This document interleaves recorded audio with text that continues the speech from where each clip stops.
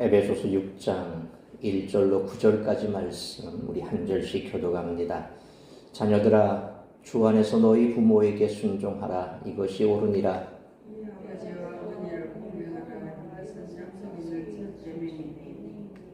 이로써 내가 잘되고 땅에서 장수하리라.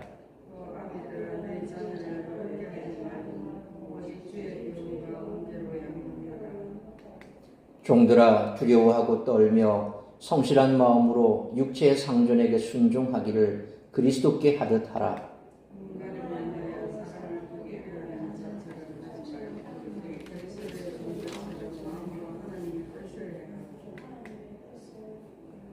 기쁜 마음으로 섬기기를 주께 하듯 하고 사람들에게 하듯 하지 말라.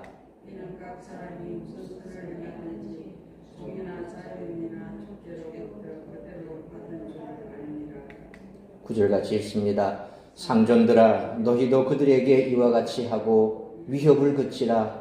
이는 그들과 너희의 상전이 하늘에 계시고 그에게는 사람을 외모로 취하는 일이 없는 줄 너희가 알미라. 아멘. 기도하겠습니다. 거룩하신 아버지 하나님, 은혜와 사랑을 감사합니다. 오늘도 하루 온종일 우리가 주의 속에서도 우리의 삶의 터전에서 땀 흘려 애쓰고 수고한 후 또 정한 시간 주님 앞에 나와 예배의 자리에 섰습니다. 이 시간 말씀 앞에 섰사오니 말씀하시는 주의 음성만 들려지게 하여 주옵시고 하루 온종일 지친 우리의 육신 주께서 강건케 하여 주옵시고 말씀이 뿌려질 때에 우리의 마음밭이 옥토가 되어 30배, 60배, 100배 열매 맺는 말씀 될 수 있도록 은혜를 베풀어 주옵시고 가정마다 다급한 소식 오가지 않도록 주께서 지켜 보호하시매 이 시간에도 오직 말씀대로 순종하기로 결단하는 복된 시간 될 수 있기를 간절히 빌고 소망합니다. 특별히 우리 사랑하는 성도들 어디에 있든지 무엇을 하든지 이 예배의 자리를 기억하고 주께 나올 수 있는 그러한 마음을 허락하여 주시기를 간절히 빌고 소원하며 이 모든 말씀 우리 주 예수 그리스도의 이름으로 기도하옵나이다. 아멘. 우리가 앞에서 살펴본 5장 21절에 그리스도를 경외함으로 피차 복종하라 라는 권면이 오늘 본문 1절로 4절에 자녀와 부모 그리고 5절로 9절에 종과 상전 관계에서 어떤 방식으로 이루어져야 하는지를 설명하고 있습니다. 먼저 자녀들은 부모에게 순종하고 공경해야 합니다. 왜냐하면 그것이 10계명 중 부모 공경을 명하는 5번째 계명에 게시된 하나님의 성품과 질서에 부합하기 때문이고 5째 계명에 연결된 내가 잘되고 장수하리라 라는 약속의 종말론적 성취를 누리는 길이기 때문입니다. 한편 부모는 자녀들을 분노하게 만들어 죄에 빠지게 하거나 사탄에게 틈을 주어서는 안 되고 자녀들이 옳은 길을 가도록 가르치며 훈련하고 잘못된 길을 가지 않도록 경고하고 훈계해야 합니다.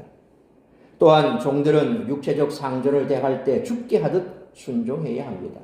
하지만 상전의 관심을 사기 위해서나 칭찬과 호의를 얻기 위해서 순종하는 것이 아니라 성실한 마음과 하나님의 뜻에 순종하는 자세로 두렵고 떨림으로 순종해야 합니다. 이러한 순종은 죽음에서 부활, 승천, 좌정하신 우리 주 예수 그리스도께서 만물을 발 아래 복종시키심으로 피조세계를 전체를 통치하고 계시다는 믿음이 있어야만 가능하다는 것입니다.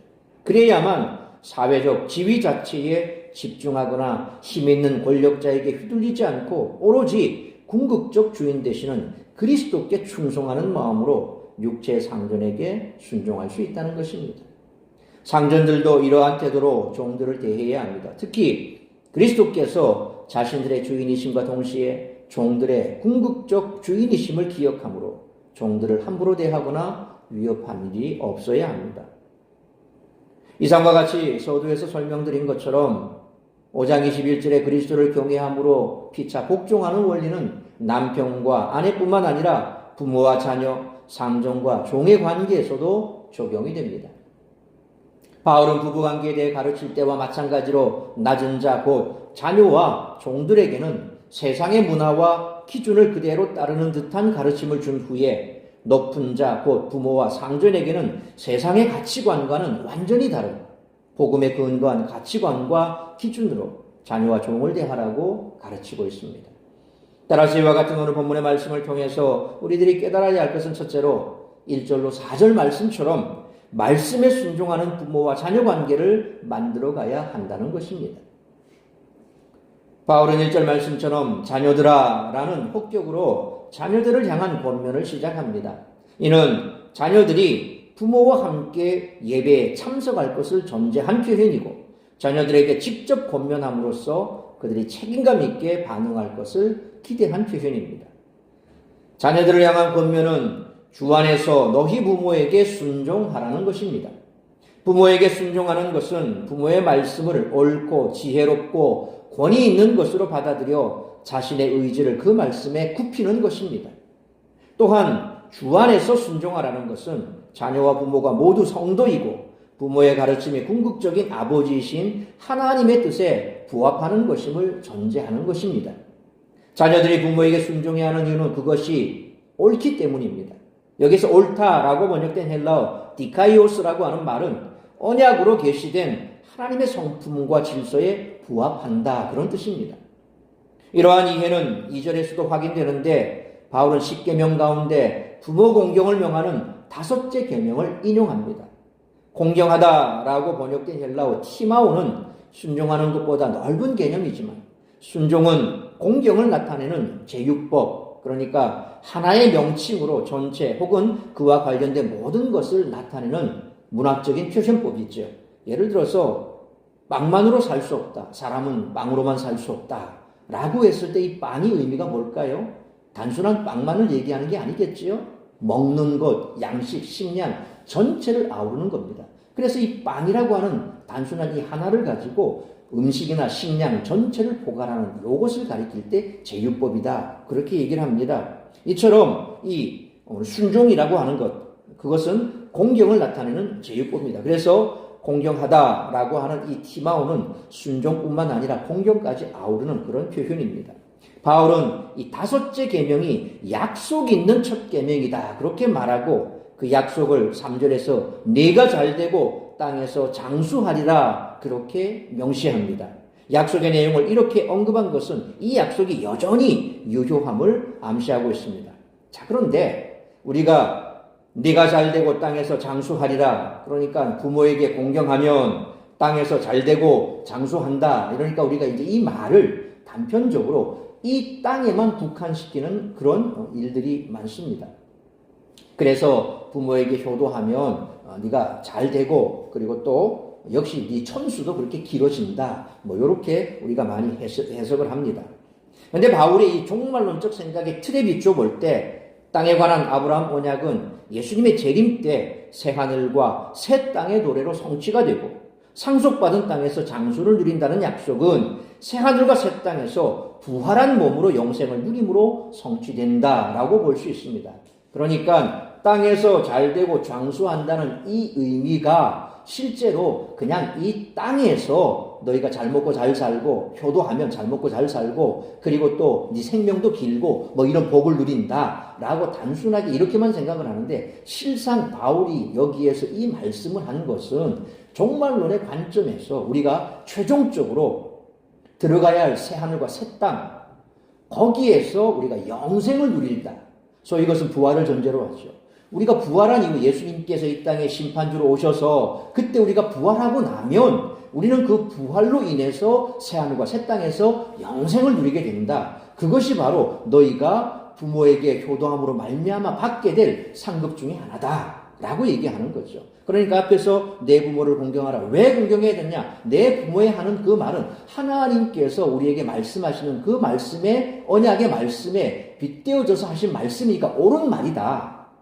그래서 그 옳은 말을 너희가 순종하면 바로 너의 믿음 그대로 영원한 영생의 땅에서 축복을 누리게 된다. 이렇게 얘기가 되는 거죠. 그래서 이 종말론적 틀에서 부모를 공경한다는 것은 부모의 가치관과 신앙을 전수받아 그리스도의 몸된 교회에 견고하게 속해서 기업에 보증되신 성령 안에서 거룩하고 흠이 없는 아들들과 상속자들로 자라남을 의미한다는 것이지요. 그래서 내가 잘되고 땅에서 장수하리라 하는 약속은 부모를 공경하는 이들에게 종말론적으로 성취된다라고 볼 수 있다는 것입니다. 그러니까 부모의 말에 순종하지 않는 자는 결국 그가 믿음 안에 붙어있는 자가 아니고 믿음 안에서 하나님의 약속에 있는 말씀을 붙드는 자가 아니기 때문에 부모를 거역하게 되는 것이죠. 구약에도 분명히 부모에게 공경하고 부모를 순종하라고 신명기에 말씀이 있고, 그리고 그렇지 못한 경우 성문어기에 가서 고발을 하고, 그러면 장로들이 그것을 정리를 해서 진짜 그러하면 돌로 쳐 죽여라 그랬거든요. 그러니까 이게 하나님의 법입니다. 부모에게 순종하는 것이 하나님의 법이고 하나님의 이런 창조 질서에 맞는 거라는 거, 그게 옳다는 겁니다. 그래서 믿음 안에 있는 자녀는 자연스럽게 부모의 신앙의 유산을 받아서 이처럼 부모를 공경하게 돼 있고, 결국 그렇게 그와 같은 삶을 살아가는 그런 자가 바로 하늘의 유업을 받을 수 있는 자다라고 하는 거죠. 그건 우리가 이 땅에서 얼마든지 볼 수 있는 것 아닙니까? 자기 부모를 학대하고 부모를 멸시하고 하는 그런 자녀가 어찌 믿음의 자녀요? 또 믿음이 있는 자녀가 그런 일을 할 수가 있습니까?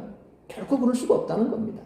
그러니까 말씀대로 살아가는 사람은 말씀대로 살 수밖에 없는 것이고, 그렇게 말씀대로 사는 자가 받을 유업은 바로 이 땅에서 잘되고 장수한다는 이 말은 바로 주님이 이 땅에 오셨을 때 바로 새하늘과 새 땅에서 하늘에 우리가 받을 수 있는 그 유업을 이을 수 있는 그런 자녀로 살 수 있는 거다라는 거죠. 이어서 바울이 아비들에게만 권면을 주는 이유가, 아비들아 라고 말하죠. 아비들에게만 권면을 주는 이유는 교훈과 훈계의 1차적인 책임이 가족의 머리된 아버지에게 있기 때문입니다. 하지만 자녀들의 공경의 대상에 아버지뿐만 아니라 어머니도 포함되기 때문에 이 권면이 어머니에게도 해당된다라고 볼 수 있습니다. 그리고 노엽게 하다라고 번역된 헬라어 파로르기조라고 하는 말은 분노하게 만들다라는 뜻입니다. 자녀를 분노하게 만드는 것은 죄에 빠지게 하고 마귀에게 틈을 주는 결과를 낳을 수가 있습니다. 그리고 교훈이라고 번역된 헬라어 파이데이아라고 하는 말은 마땅히 해야 할 것들에 대한 지침과 지침대로 행하게 하는 훈련을 뜻하고, 또 훈계라고 하는 번역된 이 헬라어는 느테시아라고 되어 있는데 하지 말아야 할 것들에 대한 경고와 꾸짖음을 뜻합니다. 오직 복음에 근거한 주의 교훈과 훈계가 되어야 한다는 거죠. 그러니까 우리가 자녀를 다그치고 훈계, 교육하고 할 때도 무조건 하고 아이를 대놓고 그냥 매질하고 이게 능사가 아니라는 겁니다. 아이들 매질한다고 제대로 되겠습니까? 물론 성경에서는 그렇게 하라고 얘기하지만 그것도 어느 정도, 그건 어디까지나 성경적인 관점에서 그렇게 하라는 겁니다. 체벌하는 것도 성경적인 관점에서 하라는 거죠. 무턱대고 그냥 대놓고 패라는 게 아니죠. 그래서 잘못 이해할 경우 성경에도 아이들 때려도 괜찮다. 목회자 집안에서도 보면 아이가 말을 안 듣는다, 저거 마귀 들었다 이래가지고 막 아이를 두들겨 패서 거의 혼절시키고 그래서 사망에 이르는 그런 경우도 몇 년 전에 있었거든요. 실제로 교회 목사가 그런 일을 했어요. 예. 성경에 그렇게 되어 있기 때문에 체벌을 했는데, 근데 어쩌다 보니까 그렇게 됐다. 이 말도 안 되는 소리죠. 그러니까 성경을 알아도 제대로 알아야 되고 말씀의 의미를 알아도 제대로 알아야 됩니다. 그러니까 체벌할 경우도 분명히 성경적인 근거가 있어야 되고, 그것도 적당하게 해야죠. 그 혼절할 정도로 두들겨 패버리 못 줍니까? 그거 말도 안 되죠. 분명히 이렇게 성경이 말하는 사도 바울이 얘기할 때 주의 교훈과 훈계로 그렇게 가르치되 노엽게는 하지 말라는 거죠. 자녀가 반발심이 들 정도로 그렇게 하는 거 그건 안 되죠. 예. 그게 아이가 상처가 됐을 때 지울 수 없는 상처로 남는다는 겁니다. 결국 그렇게 자라난 아이가 나중에 어떻게 됩니까? 올바로 자라기 힘든 거예요.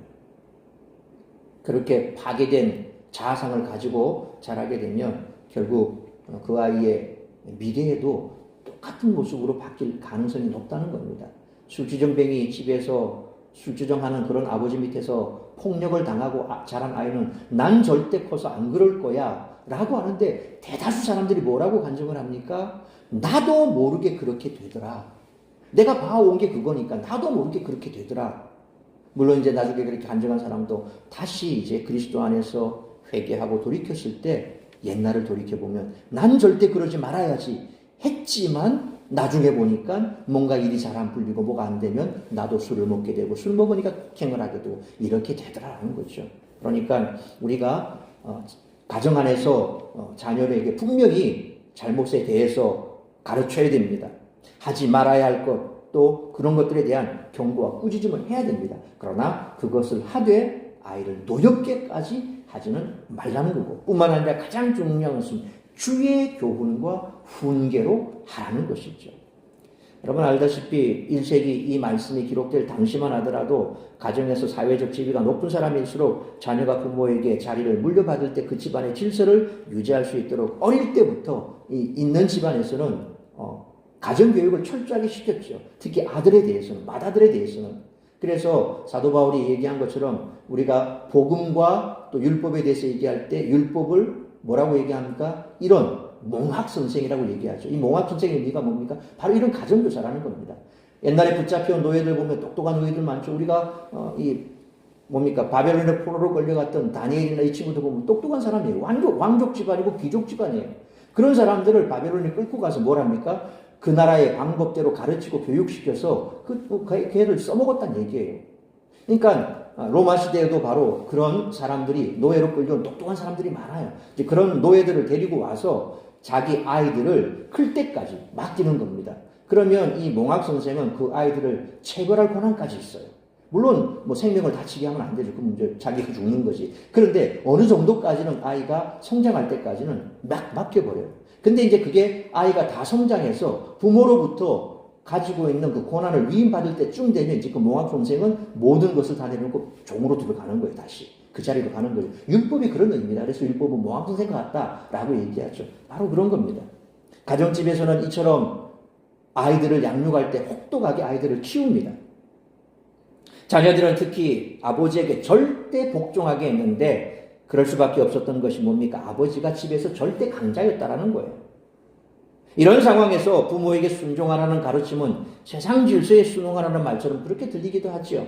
그러나 자녀가 부모에게 순종해야 되는 이유는 부모가 나보다 강하기 때문이 아니라 하나님의 말씀이 그렇게 가르치기 때문에 그렇게 하라는 것. 그게 옳은 거다라고 하나님께서 세운 가정의 질서가 그렇고 하나님의 말씀이 그렇고 하나님의 속성이 그렇고 그래서 그게 옳은 거다라고 얘기하죠.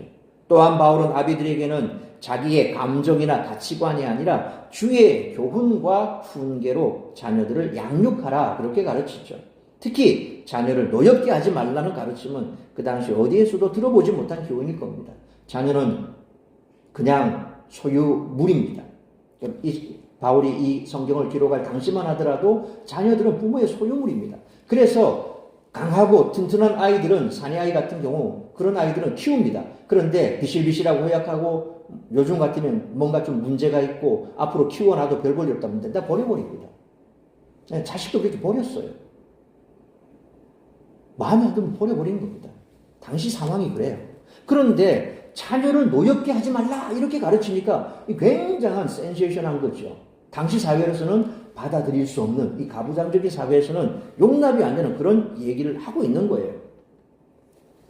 아버지가 아들에게 절대적인 권위를 주장하는 것이 당연하던 시대에 바울은 부모가 자녀를 노엽게 하지 말라고 인격적으로 대화하라고 가르침으로 세상의 질서를 바꾸고 있고 변화시키고 있습니다.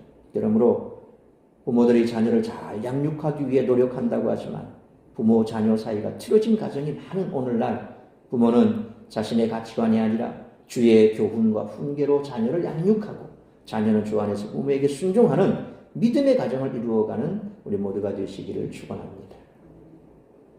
두 번째로 5절로 9절 말씀처럼 말씀에 순종하는 종과 주인의 관계를 만들어가야 한다는 것입니다.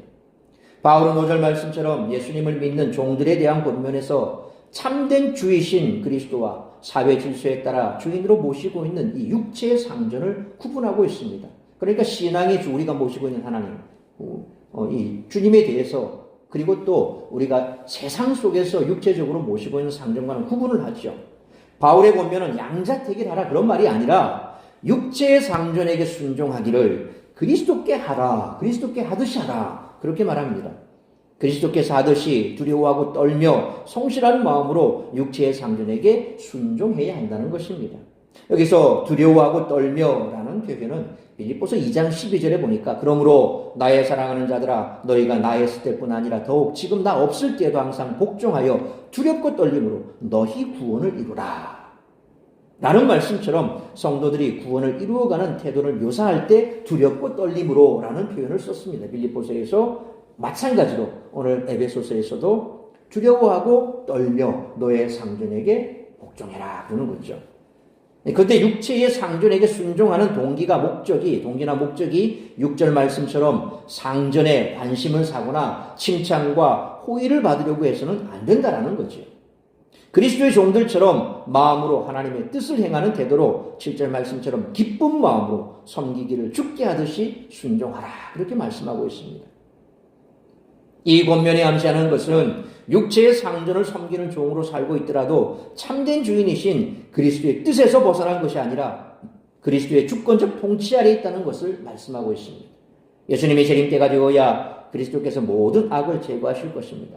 그 전까지는 때가 악하겠지만 잔존하는 모든 악도 그리스도의 통치 아래에 있으며 사회의 구조와 질서도 그리스도의 다스림 아래에 있다는 것입니다. 따라서 그리스도의 현재적 통치를 믿으면 사회적 지위와 권력이 있는 사람에게 집중하지 않고 고린도전서 7장 17절로 24절 말씀처럼 모든 것 위에서 통치하시는 궁극적인 주인 예수 그리스도만 두려워하고 그분의 뜻과 평가만을 추구하는 삶을 살 수가 있습니다. 그리고 그분의 평가 기준은 8절의 말씀처럼 각 사람이 무슨 선을 행하든지 종이나 자유인이나 주께로부터 그대로 받을 것이라 라는 말씀처럼 우리가 어떤 사회적 위치에 있느냐가 아니라 우리가 어떤 사회적 위치에 있든 그분의 통치를 인정하고 그분을 경외하며 그분의 뜻에 순종했는지 여부에 따라 주님께서 그대로 그에게 갚아주신다는 겁니다. 이어서 바울은 상전들을 향해서 종들에게 9절 말씀처럼 이와 같이 하고 위협을 그치라 그렇게 명하는데 여기서 이와 같이란 뭘까요? 5절에 두려워하고 떨며 성실한 마음으로 대하라 그렇게 가르치고 있는 겁니다. 그러니까 상전이 종을 대할 때도 그렇게 대하라는 겁니다. 종이 상전을 대할 때도 그렇게 대하듯이 상전도 종을 그렇게 대하라는 거죠. 사실 상전들이 종에 대해 위협을 그칠 수 있는 자제력은 자신의 최종 권력이 아니라 자신의 행동에 책임을 물으실 더 큰 주인이 계심을 깨달을 때 생기게 된다는 겁니다. 천상천하 유아독존 내가 제일이야 라고 하면 위에도 없고 아래밖에 없는 거예요. 그러니까 자기가 최고가 되는 거죠. 그러니까 자기가 최고니까 아래 사람을 막대하는 겁니다. 그런데 만약 내 위에도 누가 있다라고 한다면 아래 사람을 대할 때도 적어도 나도 위에 가면 이런 일을 당하는데 내가 이 사람에게 이렇게 하면 안 되지 라는 생각을 한 번쯤 하게 된다는 거죠. 바로 상전들이 가져야 될 마음은 바로 그런 겁니다. 다시 말해서 종들과 상전들 모두가 한 주인으로 모시는 상전이 어디 계십니까? 하늘에 계시고 그분이 행위를 근거로 공평하게 심판하시고 그래서 사람을 외모로 취하는 일이 없는 줄을 알아야 한다는 거죠. 그러니까 우리가 아래 사람을 대할 때도 똑똑하고 잘난 사람은 편애해서 잘 챙겨주고 좀 멍청한 사람은 그냥 막 대하고 이러지 말라는 겁니다. 하나님께서는 사람을 그렇게 외모로 취하지 않는다는 겁니다. 하나님의 자녀는 똑같이 하나님이 사랑하신다는 거죠. 나 또한 하나님 앞에서 온전하지 못하기 때문에 하나님의 책망을 받을 거리가 있다는 거죠. 만약 그런 것을 내가 알고 있다면 내 아래 사람들에게도 똑같이 그렇게 알고 대하라는 겁니다. 실제로 종들은 주인의 눈을 피해서 어떻게든 적게 일하고 싶은 게 인지상정입니다. 그런데 바울은 종들에게 상전이 두려워서가 아니라 교회가 그리스도께 복종을 하는 원리를 따라서 상전에게 복종하라고 가르칩니다. 바울은 당시 종들이 정당한 대가나 대우를 받지 못한다는 사실을 잘 알고 있었을 것입니다. 이에 바울은 그리스도를 섬기듯이 상전에게 순종하면 그 대가를 누구로부터 받습니까? 주께로부터 받는다는 겁니다.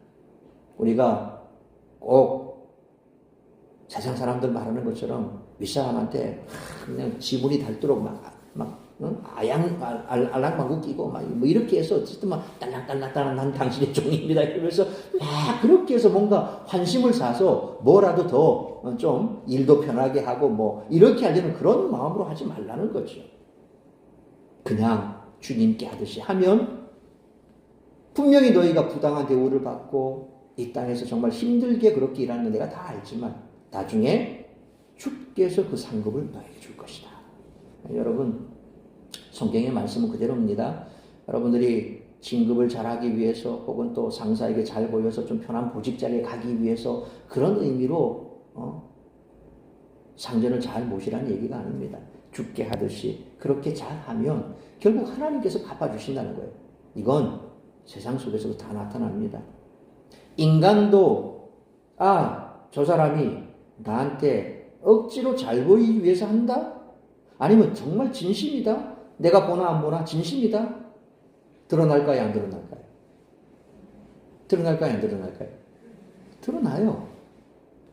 정상적인 사람이라면 저 사람이 진심으로 나를 대하는가, 거짓으로 나를 대하는가, 시간이 지나면 다 보여요. 그죠? 우리가 드라마를 보면 막 상사에게 잘 보이기 위해서 부하 직원은 막 까고, 그리고 상사 앞에 오면 막 하얀 방구 끼고 막 그러면서 또 부하 직원 같은 호통을 치고 우리가 그런 거 볼 때 저 나쁜 놈 그러고 막 거품을 물죠. 근데 이제 상사는 또 그걸 몰라. 근데 시간이 지나면 어때요? 나중에 드라마 끝에 가보면 이미 그런 사람 곤두박질 쳐져 있고, 그럼에도 불구하고 열심히 회사를 위해서 충성한 사람들은 잘 된다, 권성진학적인 그런 이야기들을 우리가 보면 속 시원하죠. 예. 세상도 그렇게 돌아간다는 겁니다. 그러나 모든 것을 아시는 하나님께서는 우리가 보든지 보지 않든지 정말 최선을 다해서 일할 때 그 모습을 이미 다 보고 계시고 나중에 주께서 상을 주시겠다라는 거죠. 또한 바울은 상전들에게 역시 피차 복종의 원리를 적용할 것을 요구하고 무엇보다 종들을 향한 위협을 그치라 그렇게 명합니다. 바울은 하나님 앞에서는 상전이나 종이나 동등하다고 가르쳤는데 이는 노예제도의 불합리성을 인식하고 있음을 잘 보여줍니다. 이는 주인이 종의 생사예탈권을 쥐고 있다시피 했던 당시 문화를 생각해 본다면 그야말로 참 놀라운 교훈이죠. 그래서 조선시대 우리 기독교가 들어왔을 때 특히 천주교가 좀 먼저 들어왔죠. 어쨌든 그 가르침 속에서 남녀 평등, 농도, 노비도 상전도 없이 서양인이 서양 선교사님이 들어왔을 때 그때 당시만 해도 산업공상, 노비, 백정 이렇게 계급이 다 있지 않습니까? 그러니까 서양에서는 이미 그것이 다 없어졌는데 조선시대 들어와 보니까 다 그게 있단 말이야. 그리고 크리스천 기독교적인 성경적인 마인드에서 봤을 때 상전이 노비를 쭉 패고 이래가지고 거의 죽이는 이런 일들이 비일비재하게 벌어지니까 이제 이런 모습을 보고 성경의 가르침 그게 아니다. 상전도 없고 노비도 없고 다 똑같다, 평등하다 이렇게 얘기하니까 당시 못 받아들이잖아요. 그래서 천주교를 박해하고 서울에 가면 절두산이라고 있거든요. 그 절두산이 뭐냐면 이렇게 이 야소교를 믿는 소위 말하면 천주교 신자들을 목을 다쳐서 걸어놨어요. 그래서 끈을 절 머리 두자 써서 절두산 목을 다쳐서 걸어놨어요. 거기에 그만큼 많은 머리들이 걸려있었다는 거예요. 이게 절두산이라고 불려요. 그렇게 된 거예요. 이 로마 시대도 마찬가지 않습니까? 바울이 이 성경을 기록했을 이 당시만 하더라도 주인이 있고 노예가 있는데 어떻게 주인이 노예를 그렇게 대할 수가 있냐는 거죠. 생사여탈권이 주인한테 있는데 종과 주인의 구분을 없이 만들어 놓은 이 말은 도무지 받아들일 수가 없죠. 말씀에 순종하는 사람들에 의해 세상에는 진정한 혁명이 일어나는 겁니다. 그래서 빌레몬서를 보면 도망친 노예를 오네시모에 대해서 빌레몬에게 편지를 써서 용서해 줘라. 만약 네가 손해본 것은 내가 다 갚아줄게. 용서해라. 주 안에서는 하나지 않냐. 한 형제로 대해줘라. 이렇게 얘기하는 이 당시 정말 이것은 센세이션한 거죠. 혁명적인 겁니다. 이는 현대 고용주와 피고용인의 관계도 마찬가지로 적용이 됩니다. 피고용인은 고용주가 아니라 하나님이 내 노동의 대가를 주신다고 믿으며 최선을 다해서 일을 해야 합니다. 또 고용주는 피고용인을 하나님의 형상으로 주님이 사랑하는 자로 그렇게 바라보고 대해야 한다는 거죠. 그러므로 제도를 바꾸거나 법으로 세상을 변화시키는 것이 아니라 말씀에 순종함으로써 세상의 변화를 이끌어가는 참된 그리스도인으로 살아가는 우리 모두가 되시기를 축원합니다. 사랑하는 성도 여러분, 우리가 믿음대로 실천하려고 노력한다면 부부관계가 변화되고 부모와 자식의 관계가 좋아지고 상사와 부하 직원의 관계가 원만해진다는 겁니다. 결과적으로 우리 삶의 전반이 하나님의 통치 아래 들어가 변화가 일어납니다. 신실한 그리스도인들은 계속 이런 변화를 일으켜 왔고 지금도 일으키고 있습니다. 그러므로 말씀에 순종하는 부모와 자녀의 관계를 잘 만들어 가야 할 뿐만 아니라 제도를 바꾸거나 법으로 세상을 변화시키는 것이 아니라 말씀에 순종함으로써 세상의 변화를 이끌어가는 참된 그리스도인으로 살아가는 우리 모두가 되시기를 주님의 이름으로 축원합니다. 기도하겠습니다.